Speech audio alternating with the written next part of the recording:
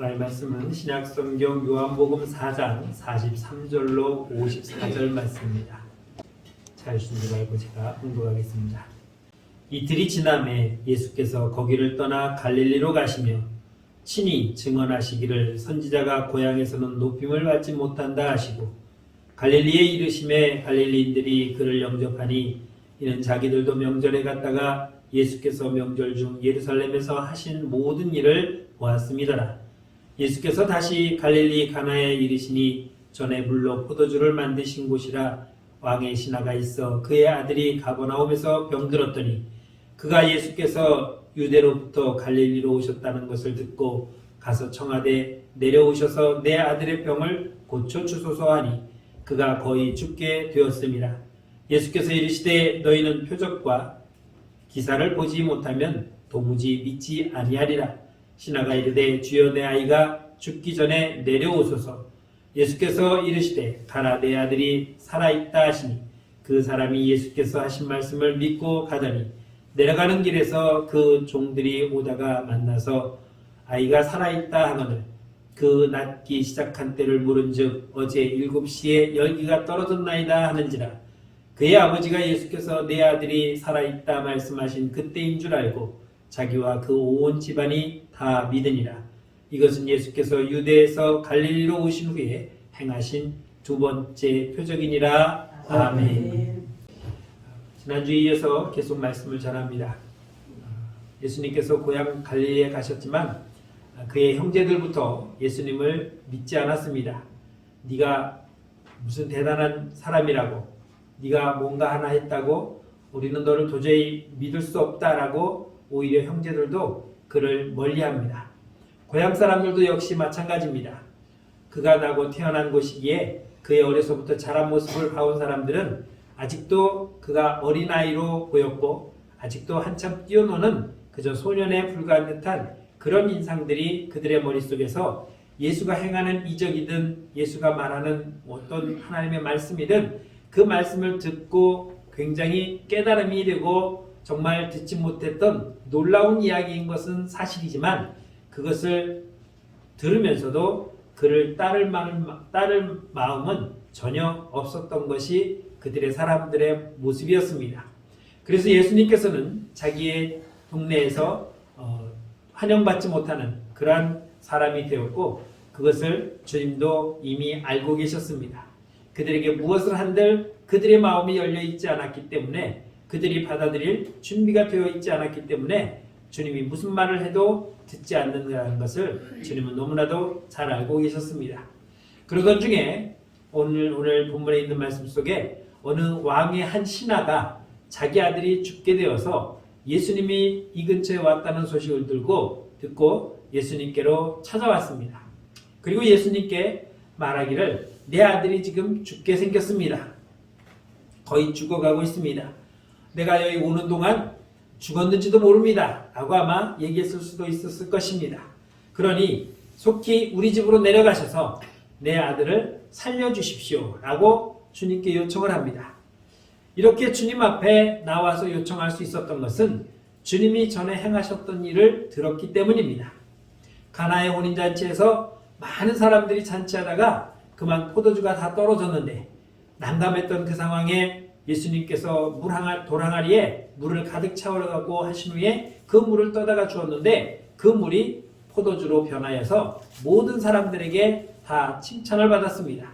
아니 다른 집에 가면은 좋은 술을 먼저 주고 우리가 취할 때쯤 되면은 별 품질 떨어지는 아무거나 되는 그런 술을 내려오는데 이 집은 처음에도 맛있었는데 지금은 더 좋은 포도주를 냈다고 사람들이 이구동성으로 칭찬하는 모습을 보고 어떻게 이런 일이 벌어질 수 있었을까? 이 놀라운 기적을 누가 행했느냐? 예수라는 사람이 행했다라는 것을 들었기 때문에 물을 포도주로 변화시킬 수 있는 그런 능력이라면 우리 아이도 치료할 수 있겠다라는 그런 마음을 가지고 오늘 이 사람은 주님께로 찾아왔던 것입니다.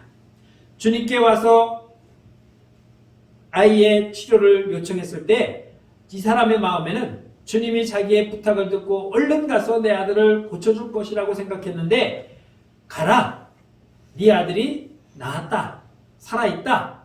이렇게 말씀하시고 그냥 마는 겁니다. 우리 집에 안 가세요? 아니, 살아있다니까. 나았으니까 가. 이 말을 듣고 얼마나 실망했을지 한번 생각해 보십시오. 아니, 와서 상태를 살펴보고 아니면은 손으로 머리에 안수를 하든지 뭔가를 해서 내 앞에서 고쳐주는 모습을 보일 줄 알았는데 내 아들이 살아있다? 그러니 가라. 이게 끝이었어요. 그런데 이 사람의 모습은 어떻습니까? 그 말을 그대로 믿고 돌아갔습니다. 가던 중에 집에서 오는 하인과 마주쳤고 하인이 주인이여 아들이 나았습니다. 어떻게? 어제 7시쯤 그의 열이 떨어지면서 살았습니다. 그리고는 생각해보니까 가라고 하신 그 예수님의 말씀하셨던 시간과 이 하인이 나았다고 하는 이 시간이 맞는 겁니다. 그래서 이 사람은 그때로부터 예수를 믿었다라고 말하고 있는 것입니다. 우리에게 살다 보면 뜻하지 않는 고난이 찾아옵니다. 우리는 그런 고난이 오지 않기를 원합니다. 그런데 그 고난이 누구에게나 찾아오고 누구에게나 찾아올 수 있다는 것입니다. 전에 왔었더라도 앞으로 또 올 수도 있다는 것입니다. 그런 고난이 올 때에 그럼 이 고난은 왜 오는가? 이 고난이 나에게 안 왔으면 참 좋겠는데 예수 믿으면 복받고 예수 믿으면 만사형통한다고 그러는데 예수를 믿고 있는 내가 왜 이런 고난이 와야 되고 이런 환난이 와야 되느냐라는 것입니다. 거기에는 하나님의 뜻이 담겨있기 때문인 것입니다. 이 왕의 신하의 아들이 갑자기 죽게 생긴 그런 상황도 그런 고난이 있었기 때문에 이 왕의 신하는 예수님을 찾아 달려올 수 있었던 것입니다. 만일 그 아이가 아프지 않았다면 이 왕의 신하는 예수님을 찾아오지 않았을 것입니다. 사람들이 말할 때에 예수가 물을 포도주로 바꿨다는다. 어떻게 그런 일이 있어? 거짓말이겠지. 라고 치부할 수도 있었을 것입니다. 그런데 막상 내 아들이 죽게 생겼으니까 예수? 그 사람이 물을 포도주로 바꿨다고 하는 그런 능력이 있다면 내 아이도 살릴 수 있지 않을까라는 그런 마음이 들게 되었고 그래서 주님 앞으로 달려왔던 것을 볼 수 있습니다. 예수님이 갈릴리에 가셔서 회당에 가셨다고 말씀합니다. 회당에는 회당장도 있었고 많은 사람들이 모여서 예배를 드리는 그런 장소입니다. 예수님이 회당에 들어가서 말씀을 가르칠 때에 그 회당에 있던 회당장도 그 자리에 있었습니다. 그런데 이 사람은 예수를 놀라운 하나님의 메시아로 받아들이지 않고 있었습니다. 오히려 예수를 흠잡고 책망하려고 사람들이 준비하고 있을 때에 함께 동조했을 수도 있었을 것입니다. 오늘 안식일에 왜 손 마른 사람을 치료하느냐? 안식일에는 일하면 안 되는데 치료 행위도 역시 일하는 것이기 때문에 이것은 분명히 하나님의 율법에 잘못되었다라고 그들이 주장할 때에 이 회당장은 아니다, 이 사람은 하나님의 아들이니까 괜찮다라고 얘기하지 않았습니다. 거들었다는 얘기는 없지만 암묵적으로 그도 거기에 동조하고 있었음을 우리가 볼 수 있는 것입니다. 그런데 예수님은 그런 사람들에게 개의치 아니하고 여전히 하나님의 말씀을 증거하셨습니다. 하나님의 말씀을 듣고 그 말씀이 내 안에서 싹이 나고 잎이 나고 열매가 맺혀질 때에 우리는 하나님의 사람으로 더욱더 거듭나 성장해 갈 수 있다는 것을 믿으시기 바랍니다. 왜 예수님이 안식일에 사람을 고치느냐, 이것이 중요한 것이 아니라 지금 예수님이 어디에 계시느냐, 나와 함께하고 계시느냐, 나와 함께하지 않느냐가 더 중요한 것이지 예수님이 치료하고 안 하고가 중요한 것은 아니라는 것입니다.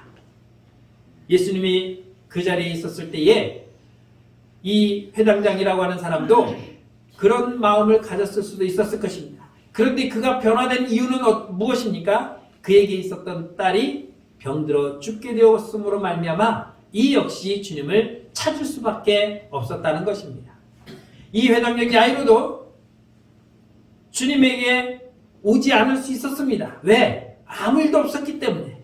그런데 왜 찾아왔습니까? 문제가 생겼기 때문인 것입니다. 정근모 박사라는 분이 있습니다. 노태우 대통령과 김영삼 대통령 때 2번에 걸쳐서 과학기술부 장관을 역임했던 사람입니다. 아주 머리가 비상하고 굉장히 똑똑한 사람입니다. 그런 그가 뭐라고 고백했냐면, 나는 1등으로 주님께 돌아올 수 없었으나 내 힘으로 어쩔 수 없는 고난 앞에 드디어 내가 하나님을 찾게 되었다라고 말합니다. 그가 학교 다닐 때부터 별명이 1등이었습니다. 한 번도 1등을 놓치지 않았고 미국에 유학에 가서도 몇 년 동안 공부해야 될 수 있는 그 양을 불과 한 학기에 마칠 정도로 굉장히 머리가 뛰어났던 사람입니다. 그랬던 그가 하나님을 찾지 않았습니다. 왜? 문제가 없으니까. 나는 똑똑하고 나는 능력 있고 나는 뭐든지 할 수 있는 사람이라고 생각하고 내 앞에 아무 일도 없으니까 하나님을 찾을 이유가 없었지만, 그에게 문제가 닥쳤을 때에 비로소 그 1등이라고 하는 그것도 내 앞에 찾아온 이 고난을 이겨낼 수 없다는 것을 깨닫고 주님 앞으로 드디어 찾아올 수 있었다라고 그가 그렇게 간증을 하고 있는 것입니다. 전에도 말씀하셨던 우리나라 최고의 지성이라고 하는 이어령 박사도 마찬가지입니다. 그 사람은 뭐라고 말했냐면, 내게 교회의 사랑을 보여줘라. 그리하면 내가 예수님을 믿겠다라고 외쳤던 사람입니다. 교회에는 사랑이 없다고 말했습니다. 그 주님의 사랑이 나에게 전달되지 않고 있다는 것입니다. 그 말은 무엇이냐? 예수님이 없다는 것입니다. 그랬던 그가 어떻게 하나님을 만났습니까? 자기 딸이 사고로 실명을 했습니다. 손주가 병들었습니다. 죽게 생겼습니다. 그러자 더 이상 버티지 못하고 하나님 내게도 빛을 보여달라고 무릎 꿇고 기도함으로 주님을 만날 수 있었습니다. 왜 우리는 꼭 이런 사건이 있어야 주님을 만날 수 있습니까?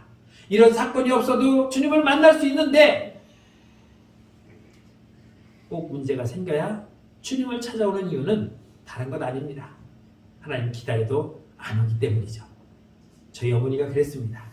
30년 넘게 교회 문턱만 죽어라 열심히 밟고 다녔지 그 마음속에 주님이 없었습니다. 우리 아버지 마작 사업이 망해서 빈털터리로 서울로 올라왔어도 깨닫지 못했습니다. 그쯤 되면 한 번쯤은 내가 예수를 잘 못 믿어서 그러지 않을까라고 한번 뒤집어 봤어야 되는데 여전히 그런 마음이 없었습니다. 결국 자기 막내 아들이 급성 신장염으로 죽게 되었다니까 그제서야 엎드리고 하나님 앞에 살려달라고 애원하고 부르짖기 시작한 것입니다. 여러분, 꼭 이런 내가 감당할 수 없는 상황이 와야 하나님을 찾아야 되겠습니까? 여러분 중에 그런 사람은 없을 줄 믿습니다. 그런데 제가 부교육자서부터 이렇게 쭉 다니다 보면 여러 교회를 다녀봤는데 그런 사람들이 참 많이 있더라고요. 어쩔 수 없어서 내가 도저히 하나님을 믿지 않으면 안 되는 상황에 부딪혀서 어쩔 수 없이 끌려 나왔는데 그 끌려 나오는 모습이 뭐였습니까? 정말 보잘것없는 모습이었죠. 시편 23편에 보면은 다윗은 이렇게 말합니다. 여호와는 나의 목자시니 내게 부족함이 없다라고 말합니다. 영어로 보면은 여호와를 뭐라고 표현하냐면 you라고 표현합니다. 너라고 말합니다. 너는 나의 목자시니. 하나님을 너라고 표현하는 것은 뭘 말합니까? 그만큼 친하다는 거예요. 저는 목사님들하고 저기 하면은 저보다 한참 밑에 목사도 있어요. 다른 교회 가면은 부목사도 있어요. 전도사도 있어요. 저는 같은 목회자라고 한 번도 그들에게 존칭을 내려본 적이 없어요. 가장 친한 친구 목사님에게도 여전히 우리는 존칭을 해요. 그렇다고 안 친한 건 아니에요. 그런데 세상 친구한테는 야 임마 너 임마 저 임마 가 임마 다 해요. 왜? 그들에게는 그냥 친구니까. 그런데 내가 친구에게 야 임마 너 임마 할 수 있는 건 뭐예요? 그 사람을 무시해서입니까? 아닙니다. 친하기 때문이에요. 그런데 뭐라고 표현하냐면 4절에 가면 내가 사망의 음침한 골짜기를 다닐지라도 해를 두려워하지 않을 것은 그가 나를 인도하신다고 말합니다. 그라고 말해요. 그는 3인칭이에요. 나, 너, 그, 저 사람. 저 사람은 나하고 좀 덜 가까워요. 최혜 권사님한테 인사해. 여기 양춘대 권사님인데 우리 교회 권사님이야. 그래? 안녕하세요. 지금 처음 만났어요. 서먹하죠? 안 친해요. 친분이 없어요. 그러니까 그 사람이에요. 그분이에요. 그런데 다윗이 뭐라고 말하냐면 그가 나와 함께 하시라고 할 때 그 그를 뭐라고 바꾸냐면 너라고 말합니다. 그럼 1절에 있는 너하고 4절에 있는 너하고 같아요? 달라요? 같습니다. 그라고 말했던 그가 이제는 너라고 표현한다는 것이죠. 그만큼 하나님이 나와 가까이 있다고 말하고 있습니다. 요나서 2장 6절에 보면은 뭐라고 말하냐면 나의 하나님 여호와여라고 표현하고 있습니다. 나의 하나님이라고 표현합니다. 그리고 시편 119편 60절에 보면은 이렇게 말합니다. 고난당하기 전에는 내가 그릇 행하였더니 이제는 주의 말씀을 지키나이다. 고난당하기 전에는 하나님이 나와 아무 상관이 없었어요.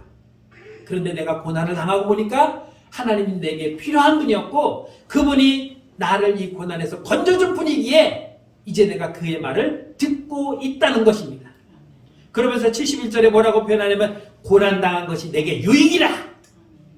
내가 고난당한 것이 그래서 유익이라는 겁니다. 고난이 없었으면 아직도 나는 하나님을 찾지 않았을 것이고 아직도 내 길로 갈 수 있었고 아직도 내가 원하는 대로 허랑방탕하게 살든 말든 내 생각과 내 의지와 내가 하고 싶은 거 다 하고 살고 있었을 텐데 고난을 당해서 그때서야 내가 하나님을 알게 되었다.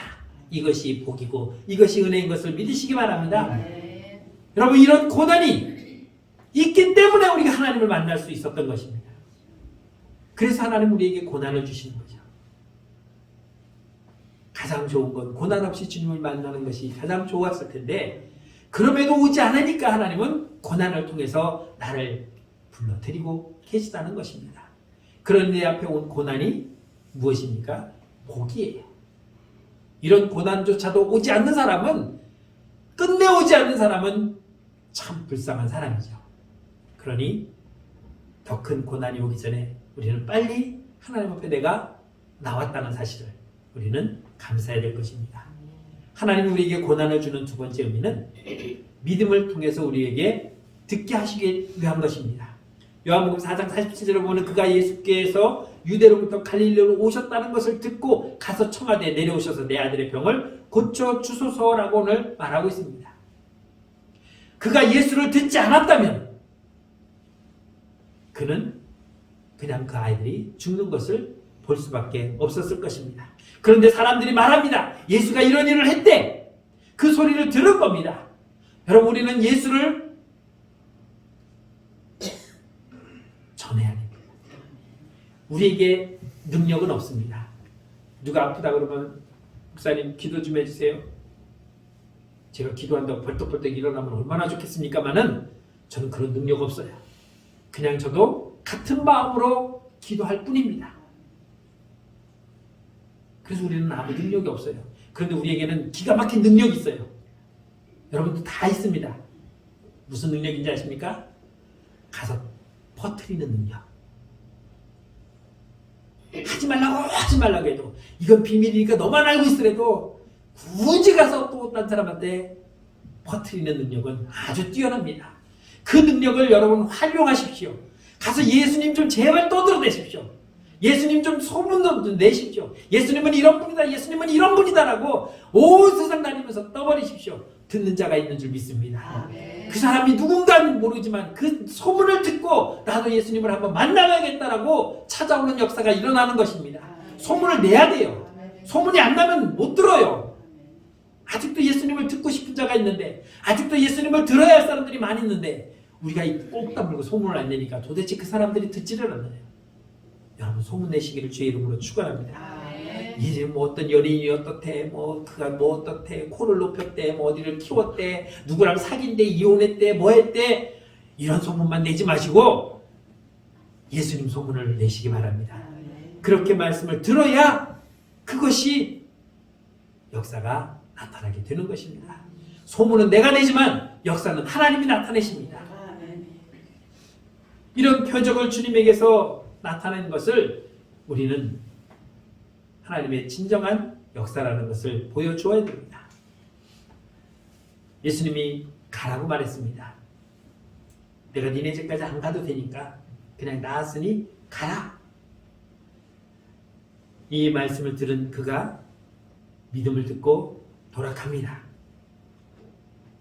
하나님의 역사는 내가 꼭 그 자리에 가야만 일어나는 건 아니에요. 여기서도 일어나고 여기서도 얘기해도 거기서도 역사가 일어납니다.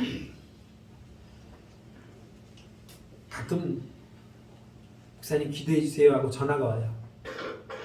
그것도 선배 목사님이 한참 종하고 꼭 끝날 때는 기도한다고 기도해 주십니다. 우리는 마주보고 손잡고 기도하는 것이 기도하는 것 같지만 요즘은 시대가 좋아서 전화로도 돼요. 여러분, 제가 독일에 있는 선교사님하고 통화해요. 아주 좋은 세상이에요. 그것도 공짜로. 미국에서도 공짜로 통화를 해요. 얼마나 좋은 세상입니까? 옛날 같으면은 국제전화 한번 하면 막 2, 3만 원 나와갖고 엄두도 안 나지만, 그래서 알지? 끊어. 최대한 빨리 끊어야 요금이 조금 나오는데, 지금은 1시간이고 2시간이고 얼굴 보고 하하호호하고 떠들어도 공짜입니다. 얼마나 좋은 세상입니까? 하나님의 역사는 시간에 구애받지 아니하고 장소에 구애받지 아니하고 언제 어디서든 하나님의 놀라운 이적과 표적은 나타나는 것을 믿으시기 바랍니다. 그래서 우리는 이 시간에 저 지구 반대편에서 일어나는 그 놀라운 사실들을 위해서 기도할 수 있어야 되고, 그들을 위해서 하나님 앞에 간구할 수 있어야 되는 것입니다. 주님은 오늘 이러한 표적을 나타내고 이러한 고난이 임하는 이유가 무엇에 있냐면 바로 믿음 때문이라고 말씀하고 있습니다. 47절 말씀 보면 내려오셔서 내 아들의 병을 고쳐주소서라고 간구합니다. 주님, 우리 집에 내려오셔서 내 아들을 보고 그 아들의 머리에 손을 얹든 그 아들을 품고 기도하든 능력을 나타내든 해주십시오 라고 요청했지만 주님은 뭐라고 말합니까? 가라. 그냥 가. 이 사람의 마음속에, 이 사람의 머릿속에는 주님이 오셔서 그렇게 행하기를 원했지만 주님은 그렇게 하지 않았습니다. 왜 이럴까? 내가 뭐 잘못했나? 내가 뭔가 이렇게 재물을 가지고 와서 먼저 내놨어야 되는 건가? 라고 생각해 볼 수 있을 것입니다. 여러분, 믿음이라는 것은 우리의 상식으로 이해되지 않는 것입니다. 믿음은 하나님이 말씀하신 것이 내 머릿속으로 이해되지 아니하고 도저히 납득이 되지 아니하고 우리가 평상시에 생각할 수 있는 상식을 뛰어넘는 것이라 할지라도, 아니 어떻게 그럴 수가 있어? 그게 돼? 말이 돼? 안 되지. 그러면 안 되는 거지 라고 주저앉는 것이 아니라, 말이 안 되고 이해가 안 되고 도저히 상상할 수 없는 일이 벌어진다 할지라도 그것을 믿으라고 하면 믿는 것이 믿음입니다. 가끔 그러죠. 하나님을 보여봐. 내가 믿을게. 보여주면 그 사람이 볼 수 있나? 성경에 보면 하나님은 볼 수가 없다고 그래요. 보면 보는 즉시 죽게 되어 있습니다. 그래도 볼란지 모르겠네. 믿음은 다른 게 아니에요. 보이지 않는 하나님이 계시다는 걸 믿고 믿는 게 믿음이고, 그런 능력이 일어날 수 없는데, 과학적으로 그런 일이 일어날 수 없는데 그런 일이 일어나는 것을 믿는 것이 믿음인 것입니다. 그 믿음으로 우리가 하나님의 말씀을 듣고 그 믿음으로 순종할 때에 거기에서 능력이 나타나고 역사가 나타나는 것을 믿으시기 바랍니다. 베드로가 그 풍랑 속에서 주님이 내게 걸어오라 했을 때, 여러분 상상해 보십시오. 풍랑이 있는 그 바다에서 지금 빠져 죽을 줄 모르고 빠져 죽을지 안 빠져 죽을지 막 헤매면서 난리가 난 그 상황 속에서 바닷속에서 걸어오는 귀신 같은 자를 보고 겨우 가까이 오신 주님을 보고 주님이라고 부르는 그 순간, 베드로야 내게로 걸어오라. 여러분 같으면 걸어가겠습니까? 바다요, 멀리서 보는 거라고는 전혀 달라요. 태풍이 지나간 3일 뒤에 바다를 봤는데요, 바닷가에서 보는데 그래도 파도가 집체 많아요. 그래도 와 세다 라고 생각하지 무섭진 않았어요. 왜? 나는 육지 위에 있었으니까. 그런데 배를 타고 그 풍랑 있는 바다에 가서 창문으로 바닷물이 보였다가 하늘이 보였다가 바닷물이 보였다가 하늘이 보였다가 내 몸이 이랬다 저랬다 하는 거 보니까요 겁이 덜컥 나더라고요. 물론 배가 뒤집어지지 아니하고 침몰하지 않을 걸 알고 선장은 출항했으니까 안전하겠다라고 생각은 들지만 그래도 두려워요. 그럼 비행기 타고 가다가 갑자기 더더더더 해가 쿵쿵 떨어져 봐요. 여기서 소리 나요. 심장이 진짜 쿵 떨어지는 것 같아요.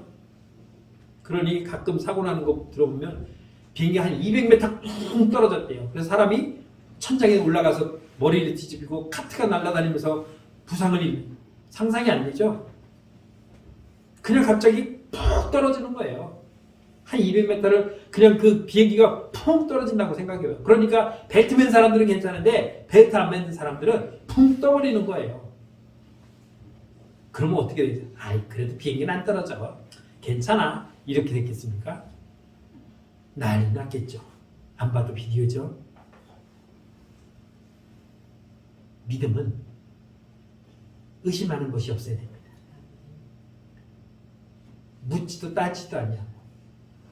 그것이 이해가 안 된다 할지라도 그런 일은 지금까지 일어나지 않았어 라고 하더라도 우리는 믿는 것이 믿음인 것입니다. 그 믿음이 있을 때에 주님 가지니까요. 여기서 가라 그러면 어떻게 해요? 같이 가자고요 하고 떼었다면은 달라졌을 거예요. 그런데 가라. 내 아들이 살았다 라고 하는 말을 듣고 가니까 나은 것을 믿으시기 바랍니다. 믿음은 퍼져야 됩니다. 믿음은 확산되어야 돼요. 샘에서 솟아난 물은 그 샘을 넘쳐서 흘러나와야 좋은 물이지 그 샘에 그대로 갇혀 있으면 썩는 물이 될 수밖에 없습니다. 53절 말씀 보면은 그의 아버지가 예수께서 내 아들이 살아있다 말씀하신 그때인 줄 알고 자기와 그 온 집안이 다 믿었다라고 말했습니다.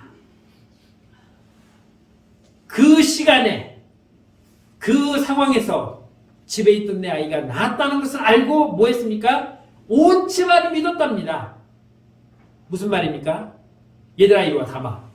오늘 내가 무슨 예수님을 만났는데 그분이 나에게 그냥 가래. 나았다고. 그래서 그냥 믿고 왔는데 하인이 오는 중간에 내가 만나서 물어보니까 그 말씀하신 시간과 이 하인이 나았다고 하는 그 시간이 똑같아. 이거 놀라운 기적이야. 그분은 보통 분이 아니야. 하나님이 맞아. 우리 다 예수 믿자. 이렇게 된 겁니다. 여러분 그러니까 우리가 나가서 떠들어야 돼요. 그래서 우리는 나가서 소문을 내야 되는 것입니다. 왕의 신하의 아들이 고침을 받고서 그 가족이 믿게 되었고 가족만 믿었겠습니까? 주변으로 그 믿음은 퍼져나갔을 것입니다. 로마서 1장 17절에 말씀하시기는 믿음으로 믿음에 이르게 하나니라고 말했습니다. 내 믿음으로 인해서 다른 사람이 믿음이 생겨날 수 있다는 것입니다. 왕의 신하는 그렇게 해서 변화를 받았고 그 일로 인해서 복음은 확산되어졌습니다. 그 8장 1절에 보면 1절로 3절에 보면 이렇게 말합니다. 그 후에 예수께서 각 성과 마을에 두루 다니시며 하나님의 나라를 선포하시며 그 복음을 전하실세 12 제자가 함께 하였고 또한 악귀를 쫓아내심과 병고침을 받은 어떤 여자들 곧 7 귀신이 나가자 막달라 마리아라는 마리아와 헤롯의 청지기 구사의 아내 요한나와 수산나와 다른 여러 여자가 함께 하여 자기들의 소유로 그들을 섬겼다라고 말했습니다. 헤롯 왕의 청지기 재물을 맡은 자가 예수를 믿었답니다. 이 사람이 어떻게 예수를 믿었을까? 추론해 봅니다. 이 왕의 신하, 자기 아들의 고침을 받은 왕의 신하가 그냥 가만히 있었을 수 없었을 것입니다. 궁에 들어가서 이 사람 저 사람에게 이야기했을 것입니다.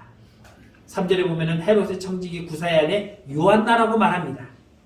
이 요한나라는 사람도 예수를 믿고 따라다녔습니다. 그러니 내가 만난 예수를 내가 어디 가서는 떠들면은 소문내면 그 소리를 누군가는 듣게 된다는 것입니다. 청지기 구사라는 사람, 왕의 신하였습니다. 또 사도행전 13장 1절에 보면 안디옥 교회 지도자 이름들이 쭉 나오는데 거기에 어떤 이름이 나오냐면 안디옥 교회의 선지자들과 교사들이 있으니 곧 바나바와 니게르를 하는 시몬과 구레네 사람 루기오와 분봉왕 헤롯의 젖동생 마나엠이 나옵니다. 유대 땅을 다스리는 분봉왕 헤롯의 젖동생, 친동생이에요. 동생이었던 마나엠이 예수를 믿고 따라다닙니다. 북한에 김정은의 동생이 김여정이라고 있어요. 이 사람이 굉장히 우스운 사람입니까? 아니에요. 이 사람은 거의 김정은과 동급 취급받는 사람이에요. 권력이라는 게 그렇습니다. 요즘은 별로 그런 일은 없지만 옛날 군대 가면은 대대장이 군대 나오면 나머지 부사관들도 쫙 나온대요. 요즘은 별로래요. 대대장이 나가면 대대장이 나가지. 그러나 아직도 그런 상황이 우리에게는 늘 나와 있는 것을 부인할 수는 없습니다. 나보다 높은 상관이 예수를 믿는데 내가 절에 다닌다고 얘기하기가 불편한 거죠. 그런 상황입니다. 그러니 다른 사람도 아니고 왕의 여동생이 주님을 따라다니는데 그 신하들이 가만히 있었겠습니까? 자기를 거느리는 따르는 하녀들에게도 예수님을 증거했을 것이고 만나는 사람마다 뭐 장관들 부인들 모여갖고 수다 떨면서 내가 예수를 만났느니 너무 좋더라, 너무 말씀이 좋더라, 뭐 그래요 그럼 저희도 한번 따라가 볼까요 하고 따라다니는 것이 그냥 우리가 생각하는 일상적인 일이 아닐까라고 생각해 본다면 복음은 머물러 있는 것이 아니라 퍼져나가야 되는 것입니다. 그러기에 우리는 그 복음을 위해서 힘써 나가야 하는 것입니다. 이 복음은 나를 주님께로 인도한 놀라운 역사를 나타낸 것입니다. 평안하게 주님의 복음을 듣고 주님을 만났다면 참 좋았겠지만 그렇지 못했다면 오늘 본문에 나와 있는 왕의 신하처럼 아들이 죽게 생겼을 때에 비로소 주님을 만났던 그나마 그것도 그렇게라도 주님을 만났으니 다행이죠. 사랑하는 성도 여러분,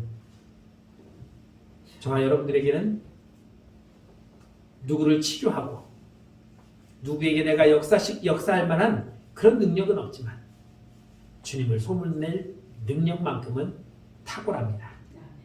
그러니 그 소문을 나의 능력을 발휘해서 소문으로 퍼뜨린다면 이 땅에는 많은 사람들이 더 주님을 만나고 찾아오는 역사가 나타날 것입니다. 내가 굳이 끌어오려고 하지 마십시오. 그냥 우리는 소문만 내면 되는 것이고 그 다음은 주님이 하십니다. 내게 고난이 온 데에는 이러한 이유가 있었습니다. 그러기에 고난이 내게는 유익하다라고 고백할 수가 있는 것이고 고난이 없었다면 내가 어땠을까?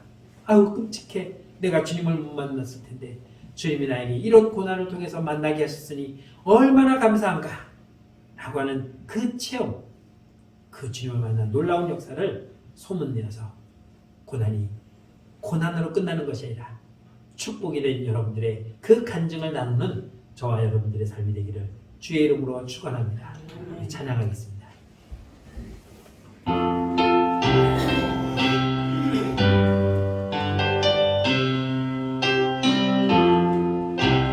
왜 나만 겪는 고난이냐고 불평하지 마세요.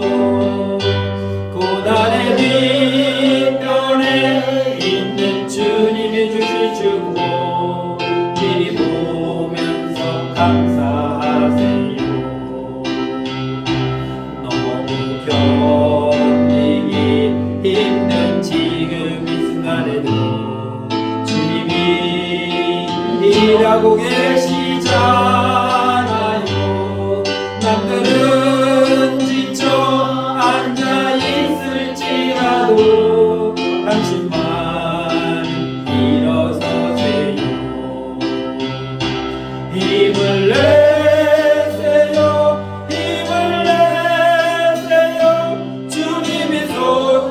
잡고 계시잖아요.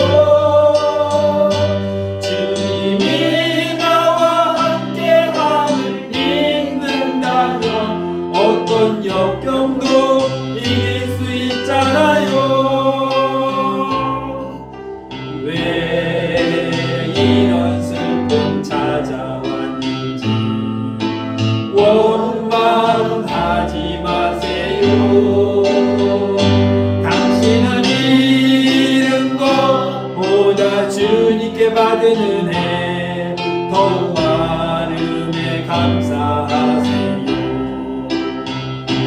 너무 견디기 힘든 지금 시간에도 주님이 일하고 계시잖아요.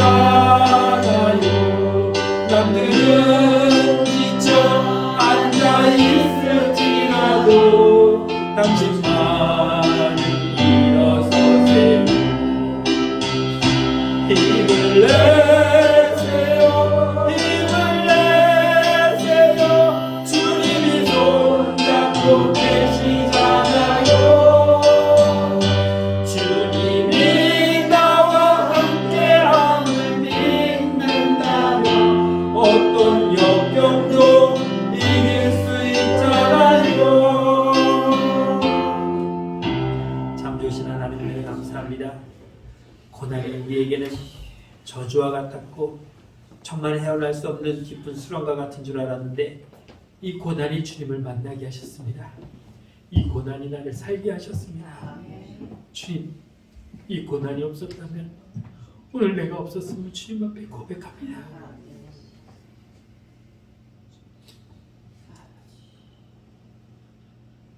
아직도 많은 사람들이 고난을 받지 못하고 세상에서 헤매고 있지 않습니까?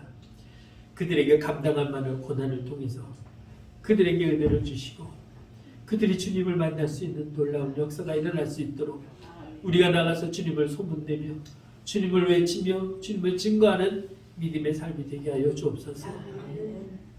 하나님의 뜻이 우리를 통해서 이 땅에 확장되어지는 놀라운 역사가 나타나게 하여 주옵소서. 예수님의 이름으로 감사하며 기도드렸습니다. 아멘.